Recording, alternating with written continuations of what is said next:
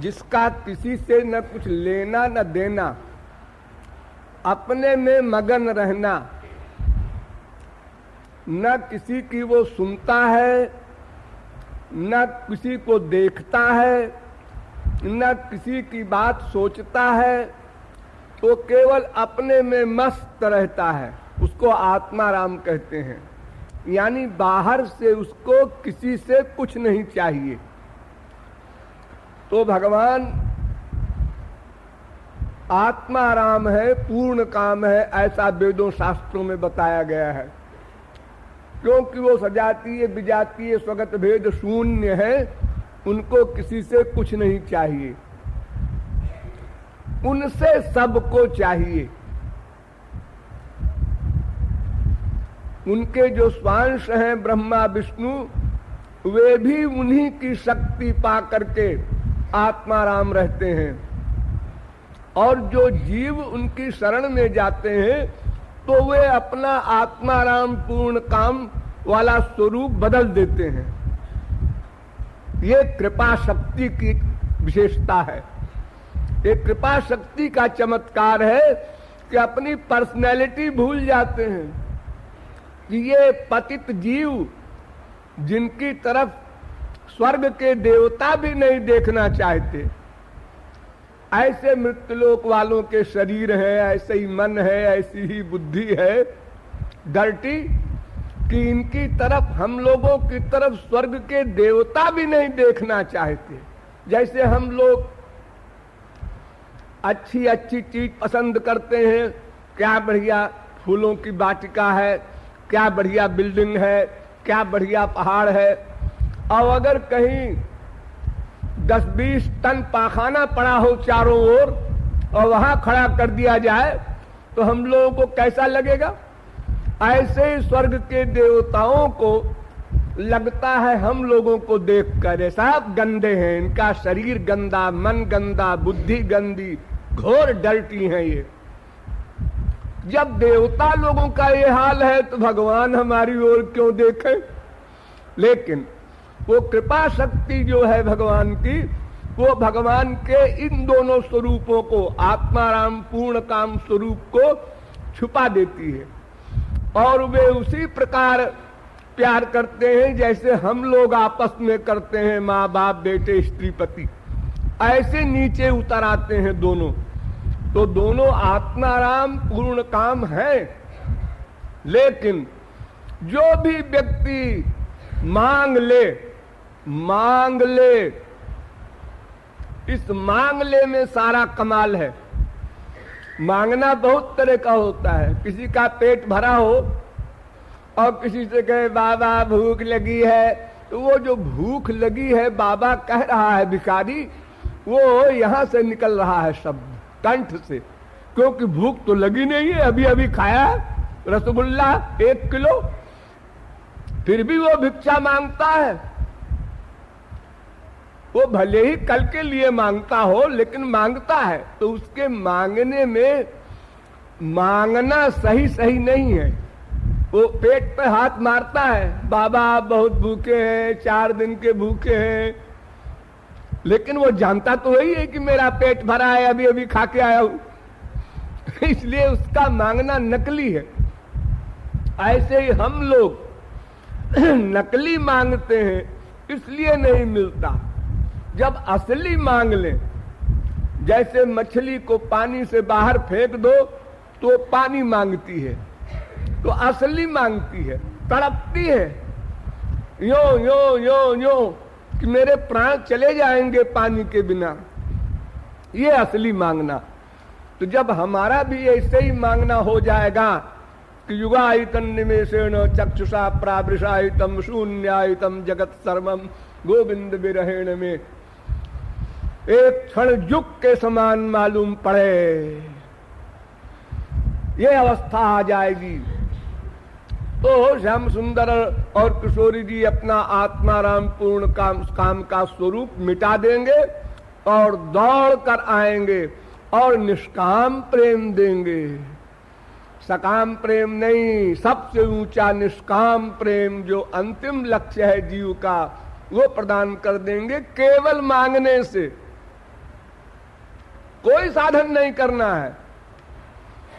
जो साधना आप लोग कर रहे हैं, ये साधना सही सही मांगने के लिए कर रहे हैं कि हमारी वो पोजीशन आ जाए कि मैं सही सही एक बार कहूं हरे राम, हा राधे, हमको प्रेम दो।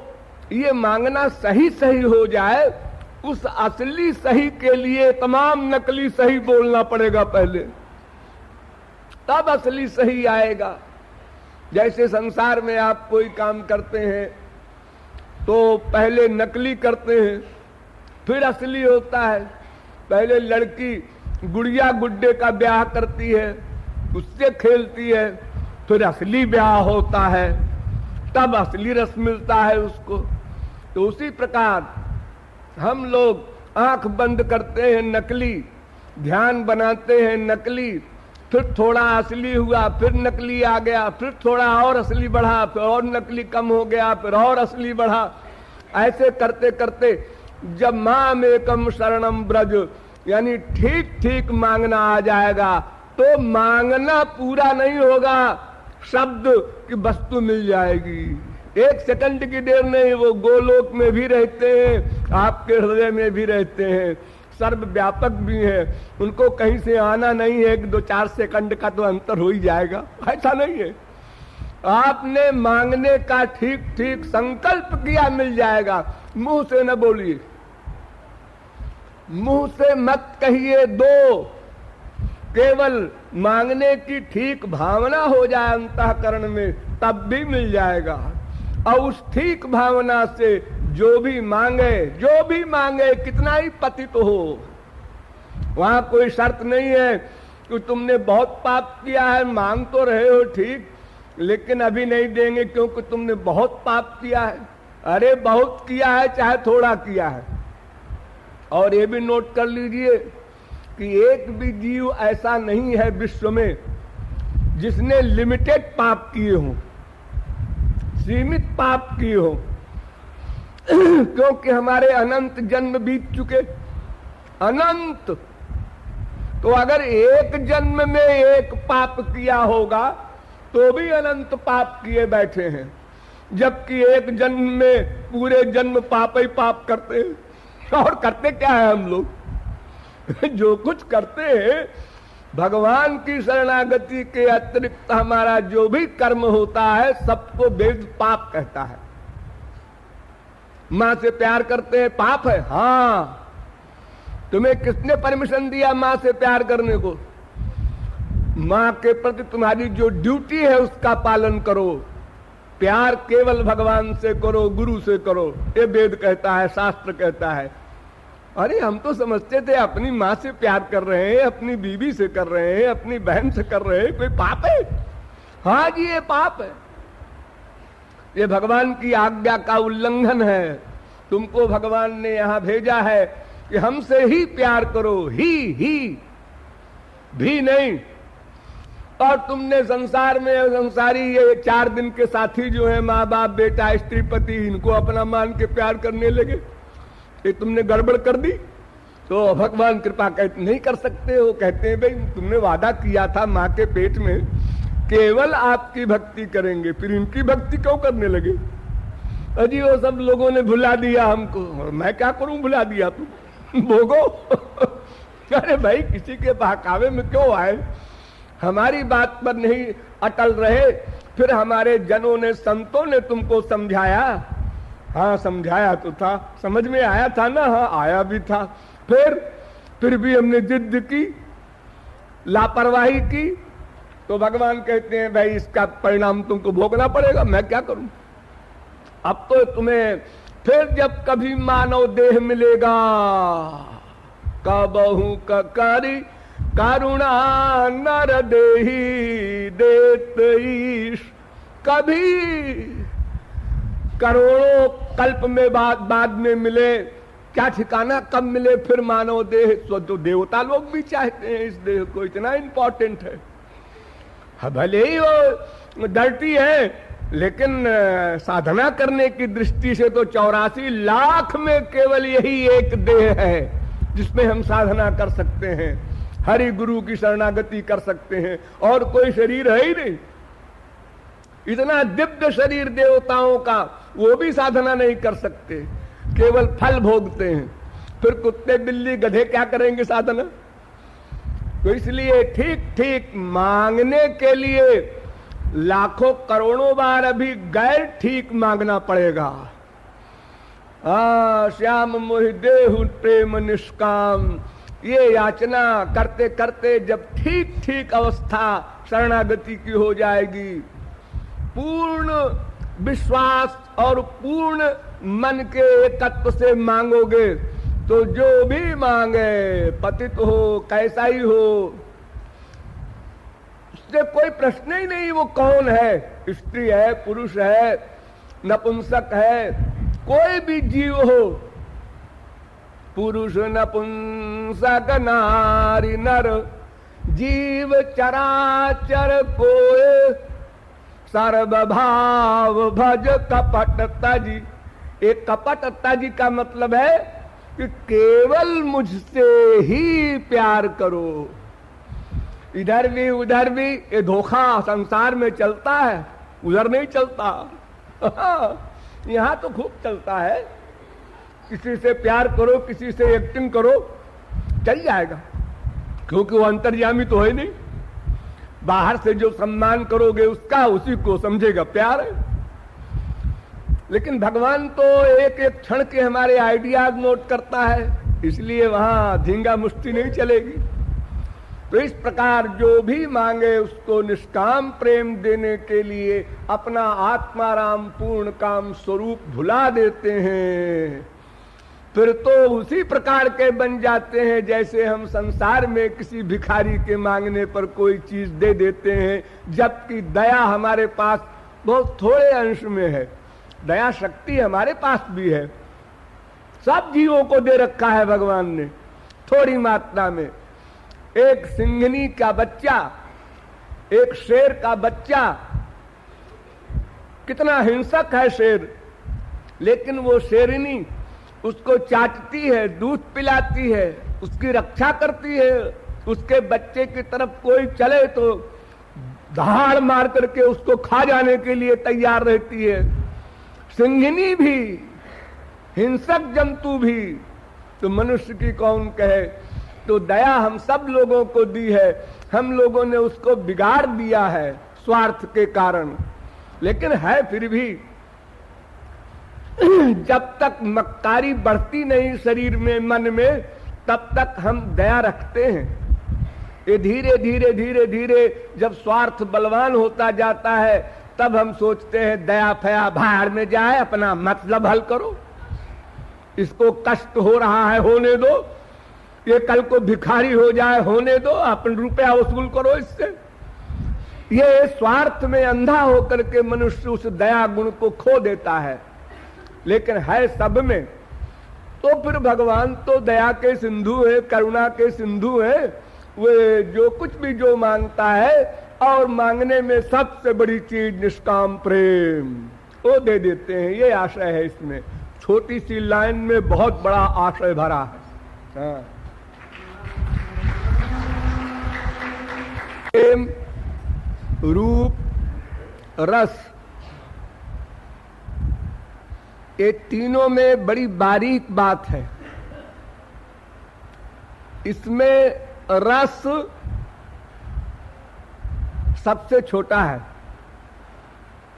रूप रस दोनों रहे ये उससे बड़ा है, और प्रेम रूप रस तीनों रहे ये सबसे बड़ा है। जैसे आप लोग बोलते हैं ना, गुड बेटर बेस्ट, ऐसे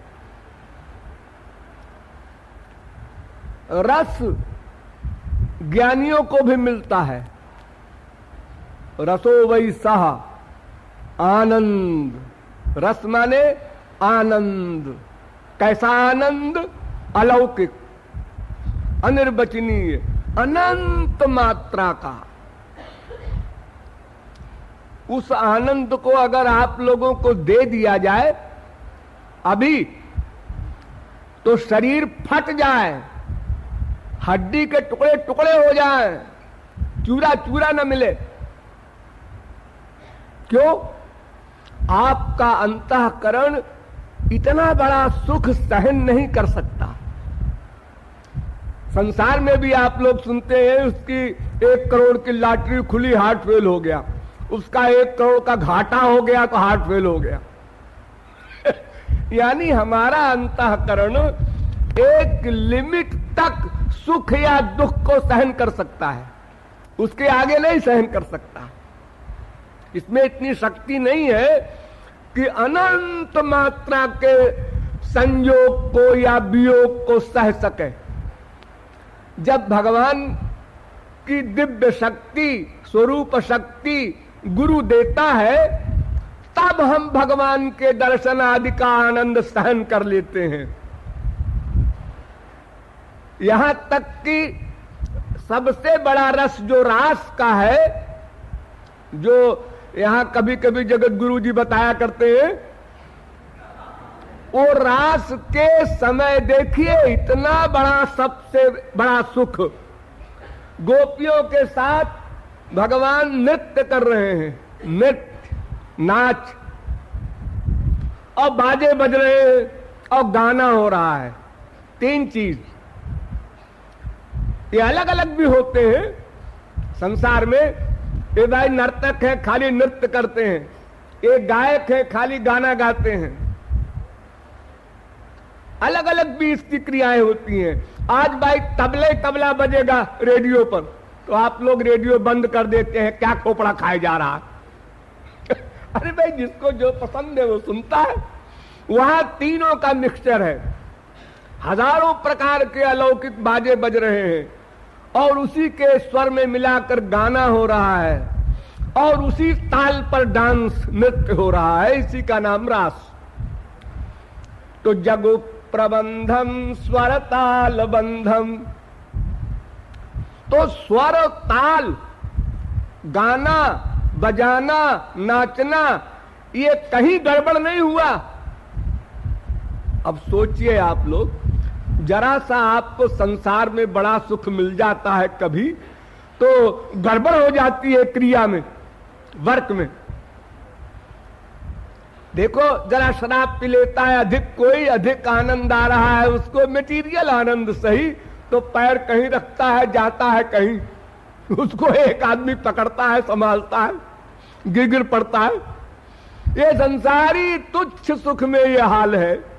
और अनंत सुखों में भी सबसे अंतिम सुख मिल रहा है गोपियों को, लेकिन न ताल गड़बड़ हुई, न गाना गड़बड़ हुआ, न बाजा गड़बड़ हुआ।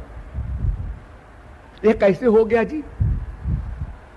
अरे जिन भगवान को देख करके ही बेहोश हो जाते हैं बड़े बड़े महापुरुष, किशोरी जी को देखकर ठाकुर जी बेहोश हो जाते हैं, वो इस समय रास में एक दूसरे का आलिंगन कर रहे हैं, खाली दर्शन नहीं, स्पर्श भी मिल रहा है, और फिर भी समाधि नहीं हुई किसी की। जैसे पिक्चर में लोग डांस करते हैं बड़े कायदे कानून से, ऐसे हो रहा है डांस। ये कैसे हो रहा है? क्या उन गोपियों के आनंद पाने में कमी है? अरे कौन कल्पना करेगा कमी है, जिसकी चरण धूल ब्रह्मा शंकर चाहते हैं। नहीं, वो एक पावर है जो भगवान और महापुरुष के पास, योग माया की, सारा कमाल उसी का है कि समाधि में रहे और होश में रहे। ये विरोधी काम करती है योग माया। योग रहे अपने आनंद में और माया का वर्क करे। ये डांस करना माया का वर्क, गाना माया का वर्क, ये सब होश में होता है ना, समाधि में नहीं हो सकता। लेकिन उसका मन समाधि में है सदा। उस रास का जो अंतिम रस है उसको पी रही है गोपी, और होश में है, डांस कर रही है, गा रही है, बाजे बजा रही है। ये विरोधी काम योग माया से होता है, जिसको हम लोग नहीं समझ पाते। जब जब भगवान संसार में आते हैं, जब जब संत महात्मा मिलते हैं, उनके विरोधी कार्य को हम नहीं समझ पाते और उनसे विमुख हो जाते हैं। परम विरक्त अंदर से और बाहर से इतना बड़ा साम्राज्य है, ध्रुव का, प्रहलाद का, पूरी दुनिया के एक छत्र सम्राट, और इतना बड़ा वैभव, और उसमें रह रहे हैं और असंग है। और हम जब देखेंगे प्रहलाद, इनको भगवत प्राप्ति हुई है, हाँ, और राजा बने, हाँ, क्या वैराग्य है इनको। अरे अरे अरे ब्याह भी कर लिया इन्होंने, हाँ, अरे पतन हो गया, अरे बच्चे भी हो रहे हैं इनके, हाँ, अरे एकदम गए जी, अरे बड़े बड़े चले जाते हैं माया से। उस समय हम लोगों ने ये कहा था, क्योंकि हम योग माया के चमत्कार को नहीं जानते। आपको एक चमत्कार बताना योग माया का, जो ब्रज में हुआ था। भागवत में लिखा है, अरे हटाइए, बड़ा लंबा चौड़ा हो जाएगा। तो अब आप लोग समझ गए कि योग माया का वर्क, योग माया की पावर ऐसी है कि उसमें दो विरोधी काम होते हैं, इसलिए वो उस आनंद को भी सह लेता है। ये जो भगवान की सेवा करते हैं लोग गोलोक में या मृत्युलोक में किए, यशोदा वगैरह कैसे किए? ठाकुर जी को नहला रही है, तेल लगा रही है, श्रृंगार कर रही है, होश में कैसे रही हो? श्याम सुंदर का जिनको स्पर्श मिल रहा है वो भी इस तरह होश में है। राम चतुष्टय, अयोध्या में राम बैठे हैं, सीता जी बैठी हैं, और लक्ष्मण भरत शत्रुघ्न, कोई चमन ढुरा रहा है, कोई कुछ कर रहा है। अरे इनके ऊपर तो कोई असर ही नहीं दिखाई पड़ता, ये बिल्कुल लंबे, बिल्कुल स्टैंड अप की तरह खड़े हैं, अपना उसी प्रकार ड्यूटी कर रहे हैं जैसे हमारी दुनिया में होती है। इनको आनंद नहीं मिल रहा है क्या? योग माया से उस आनंद को वो सह लेते हैं आराम से। जैसे संसार में हम लिमिटेड सुख को छुपा लेते हैं, कभी कभी कोई हमसे प्यार करने वाला आया है, प्यार करने वाली आई है, और माँ बाप से हम छुपा रहे हैं, तो उसकी तरफ जरा सा देख लेंगे और ऐसे, ताकि माँ बाप को मालूम न पड़े उससे हम प्यार करते हैं। दुनिया में ऐसा हम कर लेते हैं ना। छोटी पावर है तो छोटे सुख को हम दबा लेते हैं, कंट्रोल कर लेते हैं, और योग माया से अनंत सुख पर कंट्रोल हो जाता है, अनंत वियोग के दुख पे कंट्रोल हो जाता है। इसलिए अगर हमको अभी वो आनंद दे दिया जाए तो कौन सा अंतःकरण सहन करेगा? लोग कहते हैं ना, वो एक बार भगवान को दिखा दीजिए। अरे तुमको दिखा दे भगवान को तो तुम्हारा शरीर भी छिन जाएगा। तुम किस बर्तन में इतना बड़ा समुद्र भरोगे? 1 किलो का तो तुम्हारा लोटा है, और इतना बड़ा समुद्र है, उसमें कैसे आएगा भाई? अरे बर्तन बनाओ, वो शक्ति प्राप्त करो। हमको देने में कोई खर्चा होता है क्या? हमको तो इनाम मिलेगा। महापुरुष तो जब किसी को देता है कोई स्पिरिचुअल सामान, तो भगवान डायरी में लिख लेते हैं, हाँ इस महापुरुष ने बड़ा काम किया, अधिक जीवों को दिया। तो उसको क्या घटना है क्या? कोई संसारी वस्तु हो कि भाई 1 करोड़ था, हमने 99 लाख को दान दे दिया है, 21 लाख बचा है रोटी दाल खाने के लिए। तो ऐसा कुछ नहीं है वहां। तो भगवान का जो अनंत अनिर्वचनीय सुख है वो रस कहलाता है। तो उसके भी सिंधु है श्यामा श्याम। इससे ऊंचा रूप रस।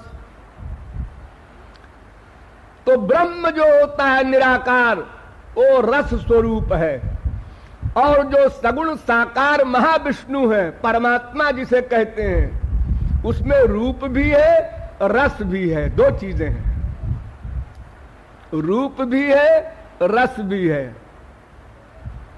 अच्छा, गधे की अकल से समझो। आप लोग आम खाते हैं?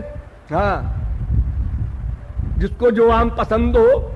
दशहरी आम रखा है सामने दुकान पे, आपने देखा आम आ गए, दशहरी आम तुमको बहुत पसंद है भाई, हमको भी पसंद है।